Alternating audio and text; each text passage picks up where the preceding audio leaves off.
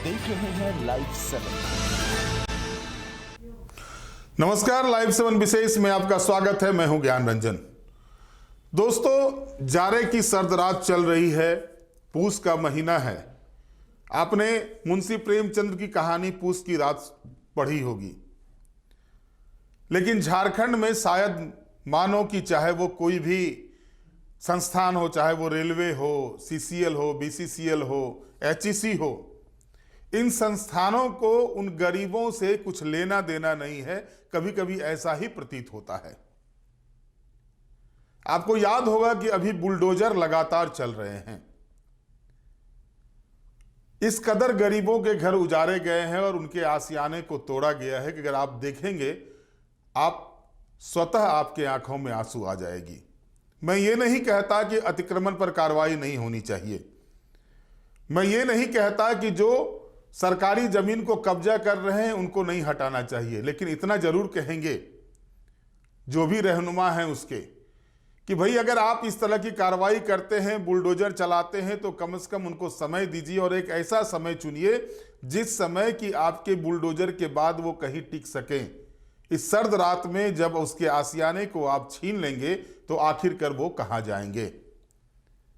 आपने एचईसी में बिरसा चौक के पास देखा ही रेलवे ने किस तरह से आशियाने को उजारा। सही है, उसका अगर रेलवे प्रशासन ये कहता है कि वो उनकी जमीन पर अवैध कब्जा किए हुए थे, तो मैं इसे स्वीकार करता हूं, हो सकता है अवैध कब्जा हो या है भी।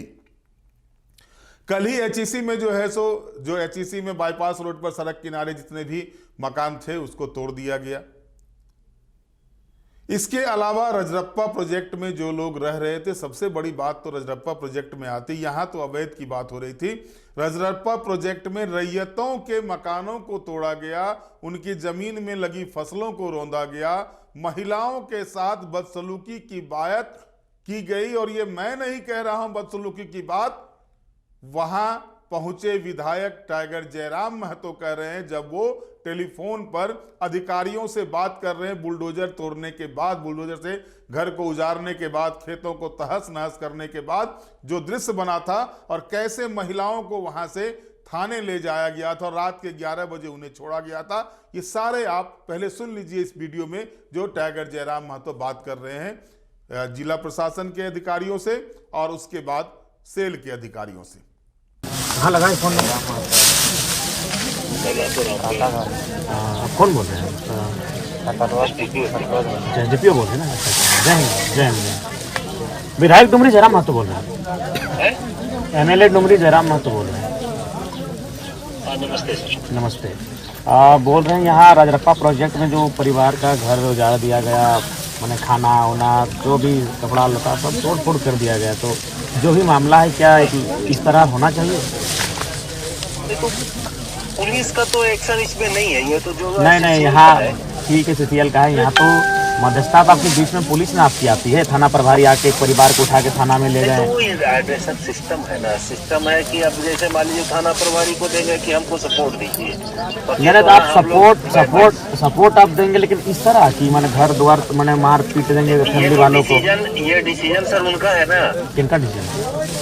सीसीएल का है ना, मजिस्ट्रेट डिप्यूट वो कराए हैं सीसीएल का, वो रिक्वेस्ट पे जो भी चीजें वो लोग किए हैं, ये तो बेहतर ढंग से वो लोग बताएंगे कि भाई हमारा नहीं पुलिस आपकी है, आप अपनी पुलिस को दुर्व्यवहार करने तो नहीं बोलिए। पुलिस दुर्व्यवहार क्यों करेगा? देखिए महिलाओं के साथ यहाँ मैंने जैसा लगा कि नोच के ले जाएगा, पूरा चेहरे का रंग रूप बता रहा है इनका, जगह जगह नोचा गया है, आके देख लीजिए अपनी आंखों से। और बच्चा सबको भी गाली गलौज देता है कि जब आता है। इसलिए फोन किया कि आपकी पुलिस का रोल है, सीसीएल से हम बात करेंगे, लेकिन आपकी पुलिस आई थी इनको उठा के ले जाने के लिए। घर इनका टूट गया, फिर लाती है रात को 11 बजे छोड़ देती है, जबकि हाथी आने की सूचना का क्षेत्र है। तो क्या मानव जीवन का कोई मूल्य है कि नहीं? जो लोग गरीब तबके के लोग हैं उनका बताइए तो महोदय। देखिए वैसा कोई हम लोग का इंटेंशन नहीं। तो आप अपने बड़ा बाबू से पूछिए, आके मिलिए इस परिवार से। थाना प्रभारी कल शाम में जो बात बताया कि इसमें सीओ प्रतिनियुक्त दंडाधिकारी, ठीक है आपको अनाधिकृत जमीन है उसको जो करना है, लेकिन एक मानवीय जीवन का क्षति आप नहीं कर सकते। महिला को नोचा गया, देखिए उसका चेहरा पूरा लाल है अभी तक। उसका पार्ट हम लोग का है ही नहीं, हम लोग का तो ये पार्ट आपकी पुलिस ने किया है, आपकी पुलिस ने किया है। वैसा नहीं है सर। पुलिस अगर वैसा करता तो जरूर बताता। सामने ये लोग आ गए हैं थाना पर, ये लोग बताए ऐसा ऐसा बात क्या है, मैंने केवल आप लोग केवल अपना पुलिस का ही पक्ष सुनिएगा या पीड़ित का भी पक्ष सुनिएगा? नहीं, हम दोनों का पक्ष सुनेंगे और बेहतर ढंग से सुनेंगे। नहीं पुलिस ऐसा का क्यों ऐसा पुलिस है, ये बात बताइए सर। पुलिस का कोई निजी इशू अगर रहे तो समझ में आता है कि नहीं भाई, देखिए, इसका आप तो भी ये इन्वॉल्व है आदमी है। एसडीपीओ महोदय आप भी जानते हैं कि पुलिस का बल वहीं दिखता है जहाँ गरीब लाचार शोषित लोग हैं। बीसीसीएल के लिए लेकिन समय पहले से बहुत बदल गया। कोई नहीं बदला। हम अभी एक पदाधिकारी के लिए एक एफआईआर करेंगे कि हम जनरल मैनेजर या एचओपीओ पे एफआईआर किए, कोई एक्शन नहीं होगा, आपको भी मालूम है। देखिए अभी जो हुआ, अभी नेक्स्ट टाइम से पुलिस अगर आए तो अपना ड्यूटी करे, ये मनमानी ढंग से ना करे, इस बात की हिदायत दे दीजिएगा। पर्पस भी वही रहता है सर। अब बताए घर द्वार तोड़ दिए, धान खेत खलिहान उजड़ गया, तो थोड़ा सा अपना पुलिस को अब देख लिए, बाकी हम सीसीएल से बात कर लेंगे। हेलो टावर हो गया ना कटल ना है टावर ना। हेलो ना ना टावर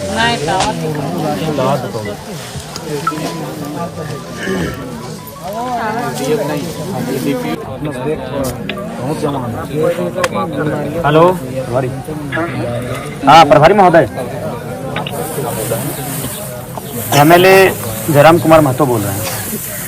हाँ सर, गुड आफ्टरनून। हाँ गुड आफ्टरनून। बोल रहे हैं यहाँ राजरप्पा प्रोजेक्ट में जो सीसीएल वर्सेस जो ग्रामीण रैयतों का मामला है, उसमें प्रशासन पुलिस की तरफ से बड़ा दुर्व्यवहार किया गया है, ये उचित है? बताइए। महिला को नोच दिया गया है, कौन किसको आप भेजे थे, हाथ नोचा, इनको टिटार के गाड़ी में बैठा के ले जाया गया है। अभी एक पुरुष पुलिस एक महिला के साथ इस तरह व्यवहार करेगी तो कहाँ तक उचित है? नहीं ऐसा तो जैसे जो भी है तो नहीं देखिए अब जो बीत गई उसको हम वापस नहीं कर पाएंगे, लेकिन इनका जो अभी अगर आप लोग आए तो इस बात का ख्याल रखें कि मानवता भी कुछ होती है। बताइए घर टूट गया, फसल भी आप लोग मैंने उखाड़ के ले गया, तो ऐसा परिस्थिति में मामला कोई भी रहे, कम से कम मानवता का ख्याल रखें। रात को 11 बजे लाके हम लोग छोड़ देते हैं, हाथी का क्षेत्र है, मानव जीवन का भी कोई मूल्य होता है। हर चीज हम लोग के अपने पर जितना भी हो सकता था हमने उनको सहयोग किया। अभी की लीगल चीजों में तो हम लोग को जहाँ तक हाथ बंधा रहता है ना, अब उस सीसीएल का मामला है, सीओ साहब देख दी जमीन का जांच वही लोग करते हैं। हमने इनको कहा गए पेपर है के पास देखिए, उस पर तो हम लोग नहीं जाते हैं, है ना।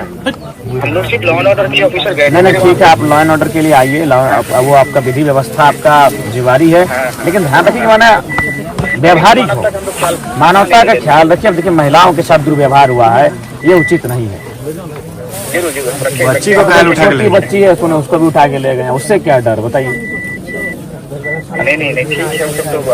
नहीं अगला अगर ऐसा हो तो इस बात का ख्याल रखिएगा, इस तरह का दोबारा नहीं घटित होना चाहिए। ठीक है।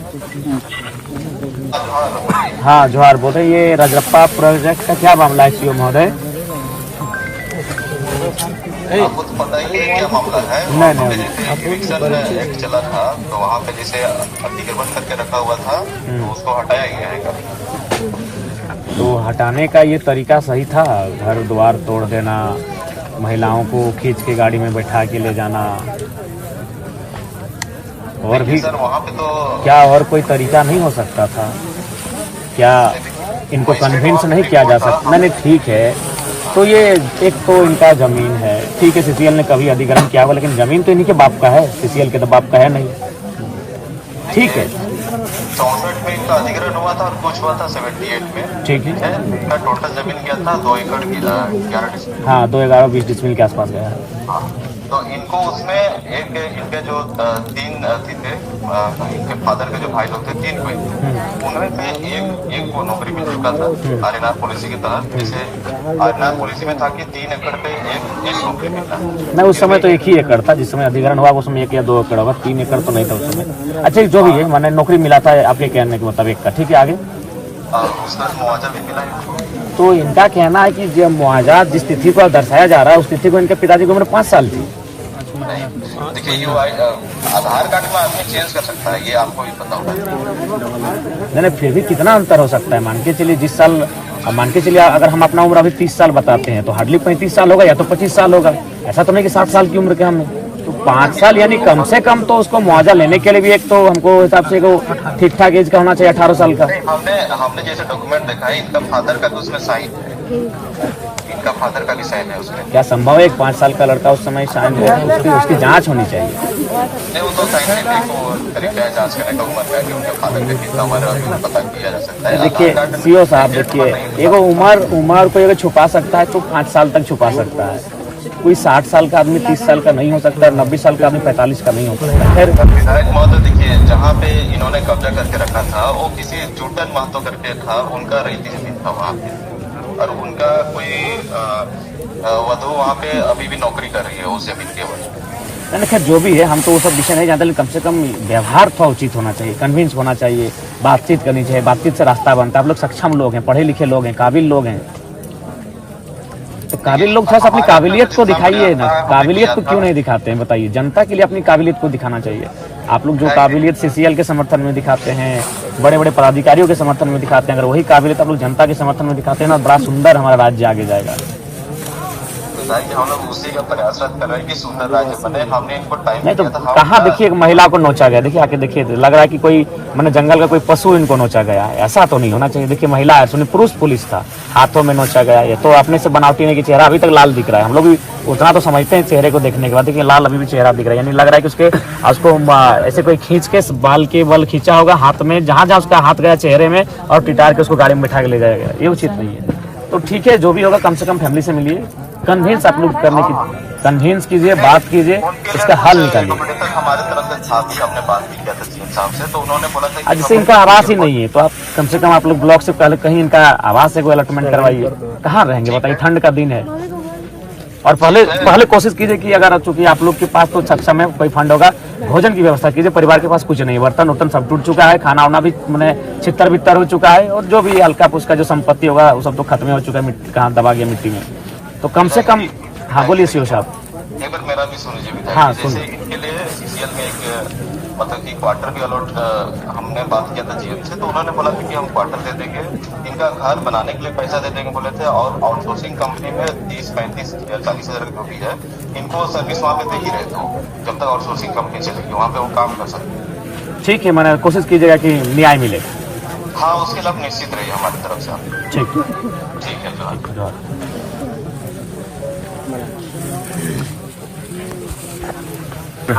हाँ जीएम महोदय। नमस्कार। हाँ नमस्कार, विधायक जुम्मी बोल रहे हैं।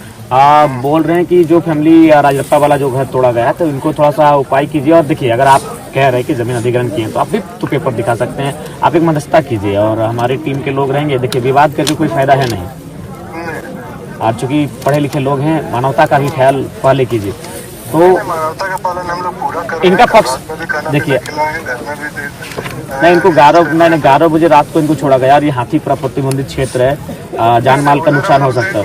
उधर हम लोग ले भी नहीं जा रहे थे, इनका सामान हम लोग नहीं ये आरटीआर रिपोर्ट है, लेकिन हम लोग आ जाएंगे, बल्कि इन्होंने बोलेरो भी अपना कब्जा करके रखा हुआ। नहीं गरीब लोग वापस क्या कब्जा करेंगे। तो देखिए इसमें आप अगला कार्रवाई तभी कीजिए, थोड़ा सा कुछ भी हो, आपका पक्ष में आता है, इनके पक्ष में आता है, एक वार्ता होनी चाहिए। देखिए वार्ता करने में पहला दिन जब ज्वाइन किया था तभी गया था, उनके घर गया था। ठीक है, आप नहीं है, आप क्षेत्र में है नहीं है, आप बिल्कुल देखिए। और चूंकि नहीं देखिए जीएम महोदय, पूर्व में क्या था नहीं था, फिलहाल हम राज्य के विधानसभा का सदस्य हैं, हम वो शख्स हैं जो विधेयक बनाने का जिसको अधिकार होता है। तो हम अभी आपको फोन किए हैं, और तो आप एक काम कीजिए, अगर आप सक्षम है तो ठीक है, नहीं अपना प्रतिनिधि भेजिए, और ये फैमिली वाले भी रहेंगे, और मध्यस्थता के लिए सीओ साहब को बोलिए उपस्थित रहेंगे। अभी राज्य शासन के सामने हो गया है, मजिस्ट्रेट अपॉइंट हुआ है, सब कुछ हुआ है, तो राज्य शासन के सामने ही बातें होंगी। हाँ बिल्कुल, तो आप इनके पक्ष को भी सुनिए, इनके पक्ष को सुनिए। अगर ये अब तीनों पक्ष रहेंगे, हाँ शासन भी रहेगा, क्योंकि वो इन्वॉल्व हो गए हैं। जब तक हम लोग 1 पार्टी 2 पार्टी थे तब तक तो कोई दिक्कत ही नहीं थी, लेकिन जब राज्य शासन इन्वॉल्व हो गया तो उसको भी इन्वॉल्व करके ही हम लोग को वार्ता करनी होगी। ठीक है, वार्ता कीजिए, और कम समय में कीजिए। ठंड का दिन है, बाहर ठिठुरेंगे उचित नहीं है, आपको भी खराब लगेगा। कोई जुगाड़ ही नहीं है, उनको तो हम लोग घर वगैरह सामान वगैरह इनके घर में रखवाए हैं, तो ऐसा कुछ नहीं। तो इस पे वार्ता के लिए थोड़ा सा जल्दी पहल कीजिए। ठीक। तो दोस्तों, इस विशेष के पीछे मेरा मकसद ये है कि जो सीसीएल, जो बीसीसीएल, जो रेलवे जो भी कार्रवाई कर रहा है, इस कार्रवाई में मैंने देखा कि चाहे वो टाइगर जयराम महतो वो रजरप्पा प्रोजेक्ट जाते हैं, हालांकि उनका विधानसभा क्षेत्र नहीं है, वहां पर कांग्रेस पार्टी की ममता देवी विधायक हैं, वो वहां नहीं पहुंची, लेकिन टाइगर जयराम महतो को जब लोगों ने याद किया तो वो वहां पहुंच गए। जब अतिक्रमण हटाया गया था तो वहां के विधायक नवीन जायसवाल रेलवे के अधिकारियों से जाकर के मिलते हैं, लेकिन होता क्या है, वही कानूनी पेंच, वही कानूनी बातें कह के जो है सो रेलवे यह हो या जिला प्रशासन हो या सीसीएल हो, वो तीसरी कर देता है। सवाल यह उठता है कि आखिरकार उनके घर में बिजली पानी कैसे गई, वो बिजली पानी किसने पहुंचाया उनके घर में? क्या उस समय नहीं हो रहा था जब वो अवैध घर बना रहे थे, उस समय कार्रवाई क्यों नहीं हुई? और जब वो घर बना लिए, रहने लगे, तो इस सर्द मौसम में उनके घर को उजाड़ा जाता है और उनके निवास का कहीं पर व्यवस्था नहीं किया था, कहां वो रहेंगे। और ताज्जुब तो तब होती है जब वो प्लास्टिक वगैरह से घेरा लगा करके इस सर्द रात में किसी तरह से गुजारा करते हैं, तो उसे भी नोचने में प्रशासन को, जिला प्रशासन को या प्रबंधन को देरी नहीं लगती, तरस नहीं आती, नोच लेते हैं उसको, नोच के लेके चले जाते हैं। और जो बातें रजरप्पा प्रोजेक्ट में सामने आई, मेरे पास जो जानकारी है, रजरप्पा प्रोजेक्ट में सैकड़ों आवास हैं जिस पर अवैध कब्जा है। सीसीएल के सैकड़ों हजारों आवास हैं जिसमें लोग अवैध कब्जा करके रह रहे हैं, लेकिन उस पर नहीं चलता, उस पर कार्रवाई नहीं होती। कार्रवाई होती है उन रैयतों पर जो अपनी जमीन की मुआवजा की मांग को लेकर के लगातार वर्षों वर्षों से आंदोलन कर रहे हैं, वर्षों वर्षों से गुहार लगा रहे हैं। उनको कागजी दाव पेंच में कि 3 एकड़ जमीन होगा तो एक व्यक्ति को नौकरी मिलेगा, 2 एकड़ जमीन होगा तो एक व्यक्ति को नौकरी मिलेगा, इस तरह की बातें करके उलझा दिए जाते हैं। लेकिन मिलता क्या है उनको? बुलडोजर चलता है उनके ऊपर, क्या? बुलडोजर।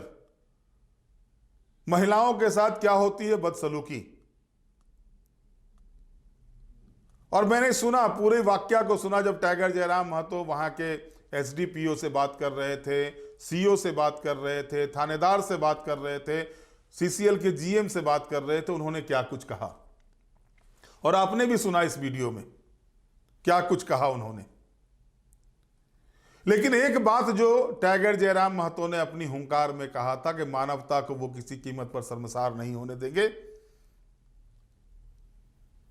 तो सवाल यही से उठता है कि भाई कोई भी अवैध कब्जा जो होता है वो अवैध कब्जा एक दिन में नहीं होता। आखिर उस समय रेलवे के हों अधिकारी, सीसीएल के हों अधिकारी या एचईसी के अधिकारी कहां सोए रहते हैं? सबके पास जो है सो अवैध कब्जा रोकने के लिए तंत्र बना हुआ है।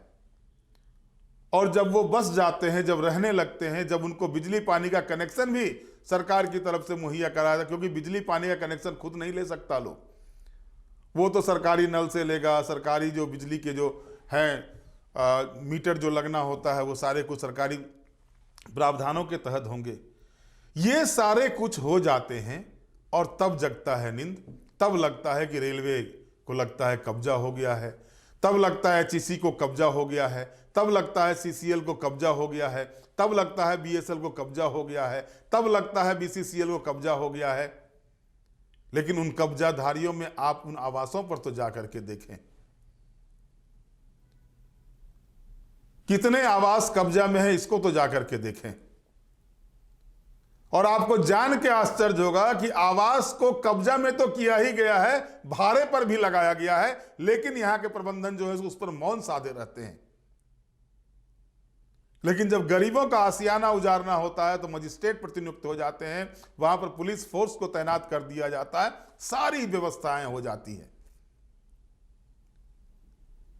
और 3-4 दिन पहले जयराम महतो ने यह आवाज भी उठाई थी और उन्होंने सीसीएल से मांगा था कि आप पूरा बीएसएल से और सीसीएल से आप दीजिए कितने आवास पर कब्जा और उसके लिए आप क्या कार्रवाई कर रहे हैं।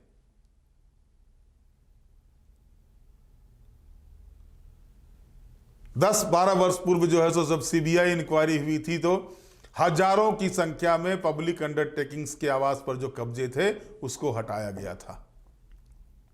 बड़े बड़े अधिकारी रह रहे हैं सीसीएल के आवास में, कैसे मिला उनको? क्या क्राइटेरिया है उनका? क्या अधिकारियों को, जो राज्य सरकार के अधिकारी हैं, उनको देने के लिए सीसीएल का आवास है? आप यहीं जाके जवाहर नगर में देख लें, सीएमपीडीआई में देख लें। कई ऐसे जगह हैं। एचईसी की तो स्थिति यह है कि एचईसी में एचईसी के कम अधिकारी रहते हैं। एचईसी का जो अधिकारियों का आवास था उस पर मंत्री और विधायक रह रहे हैं जाकर के, वो विधानसभा के पुल में चला गया, सरकार के पुल में चला गया है। लेकिन उन गरीबों के लिए नहीं है जिनको उजारा गया, उनको कम से कम ये व्यवस्था होनी चाहिए थी। और जो बातें जयराम महतो ने कही, जिस तरह से बर्तनों को तोड़ दिया गया, घर को उजाड़ दिया गया, खेतों को कोड़ दिया गया, उसमें फसल लगी हुई थी, गेहूं लगे हुए थे, अरहर लगी हुई थी, सरसों लगे हुए थे, उनको रौंद दिया गया। मैं कभी भी इस बात का पक्षधर नहीं हूं कि अतिक्रमण हो, अतिक्रमण रुकनी चाहिए, सरकारी जमीन पर अवैध कब्जा नहीं होनी चाहिए। लेकिन एक आंख में काजल और एक आंख में सुरमा, यह भी नहीं होना चाहिए। कार्रवाई करनी है तो कार्रवाई, पुख्ता कार्रवाई सबों पर हो जो अवैध आवास को कब्जा कर में रखे हुए हैं, उनके ऊपर भी होनी चाहिए, ना कि सिर्फ गरीबों के आशियाने को उजारे और अतिक्रमण के नाम पर यह करके इतिश्री करके बैठ गए मैंने इतना काम कर लिया। कागजी कोरम पूरा करने के लिए गरीबों को आशियाने को उजारना और रसूखदारों को छोड़ देना, यह कहीं से उचित नहीं होता है। और शायद टाइगर जयराम महतो इसी चीज को लेकर आंदोलन कर रहे हैं। नवीन जायसवाल ने भी यही बातें जो है सो जाकर के, विधायक नवीन जायसवाल जो हटिया से विधायक है, उन्होंने यही बातें रेलवे प्रबंधन को भी जाकर के कही थी। कोई कार्रवाई नहीं हुई। नवीन जायसवाल गए, अधिकारियों से मिले, कुछ नहीं हुआ। हुआ ये कि जो रोड के दूसरी साइड में थे, जिनके घर टूटे थे, वो रोड के दूसरी साइड में जो जमीन खाली थे उस पर प्लास्टिक वगैरह लगा करके रह रहे थे, उनको भी उजाड़ दिया गया। यही कार्रवाई में कार्रवाई हुई। धड़ल्ले से मकान बनते हैं, धड़ल्ले से सब कुछ हो रहे हैं, लेकिन कहां कुछ नहीं हो रहा है। हर गाइडलाइन को इग्नोर करते हुए काम कर रहा। आवास बोर्ड में भी कई जगहों पर गलतियां हो रही हैं, उस पर कोई कार्रवाई नहीं है।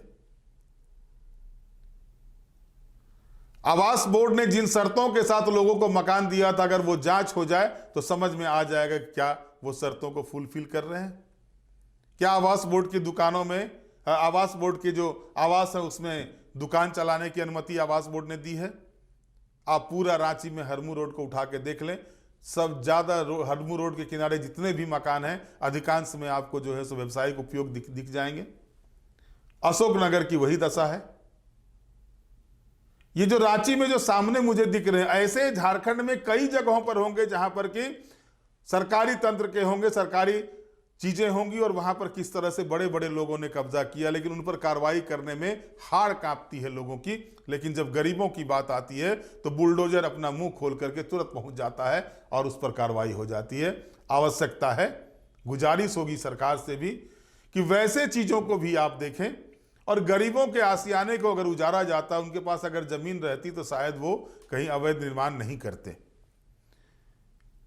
तो उनके लिए भी सरकार सोचे उनको, क्योंकि लगातार राज्य सरकार के द्वारा देखा जा रहा है, चाहे वो मैया सम्मान योजना की राशि हो या फिर सर्वजन पेंशन योजना की बात कही जा रही हो, अन्य कई तरह की योजनाएं सरकार की ओर से कराई जा रही है, कल्याणकारी योजनाएं चलाई जा रही हैं। तो कम से कम इस चीज को भी देखा जाए कि जो लोग किसी कारणवश जिनके पास अपनी जमीन नहीं है, वैसे लोग को जो है सो कैसे अवसान उनको आवासन किया जाए, इसकी व्यवस्था भी राज्य सरकार को करनी चाहिए। इसके लिए एक टीम गठित करके काम करनी चाहिए। साथ ही साथ ये भी जानकारी मिली कि कई लोगों ने रेलवे की जमीन को कब्जा करके उसको भाड़े पर लगा दिया था। ऐसे लोगों पर कार्रवाई हुई तो ये आवश्यक था और होनी भी चाहिए ऐसे लोगों पर, जो सरकारी जमीन को अपनी बपौती जमीन समझकर उस पर निर्माण करा करके उसको अगर भाड़े पर लगाते हैं, ये बिल्कुल ही गलत है और इस पर कार्रवाई हुई है। तो इस कार्रवाई का समर्थन करने में गुरेज नहीं है, लेकिन गरीबों को कम से कम ध्यान देना चाहिए। और खास करके जो मौसम अभी चल रहे हैं, इस मौसम में कम से कम उनको नोटिस देना चाहिए। नोटिस दे पहले, और उसके बाद जब सर्दी का मौसम समाप्त हो जाता है और मौसम कुछ ठीक होता है, उस समय उनके पास जा करके उनकी व्यवस्था करें, उस जगह से अतिक्रमण हटाए तो समझ में आती है। लेकिन पूस के महीने में अगर आप घर से बेघर कर देंगे लोगों को, ये मानवता नहीं कहती। बहरहाल आज के विशेष में इतना ही। आप हमारे साथ जुड़े रहें, हमें लाइक करें, सब्सक्राइब करें। बहुत बहुत धन्यवाद। नमस्कार।